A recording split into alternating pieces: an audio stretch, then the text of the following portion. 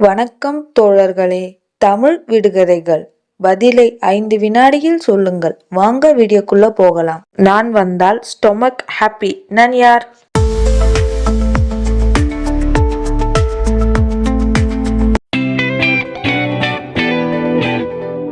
Tea குடிச்சிட்டு biscuit count மறந்துட்டேன். நான் இல்லாமல் எக்ஸாம் ஈஸி. நான் யார்?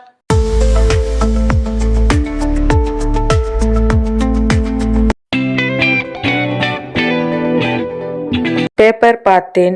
Mind blank wallpaper. நான் இல்லைன்னா ரோடு எம்டி. நான் யார்?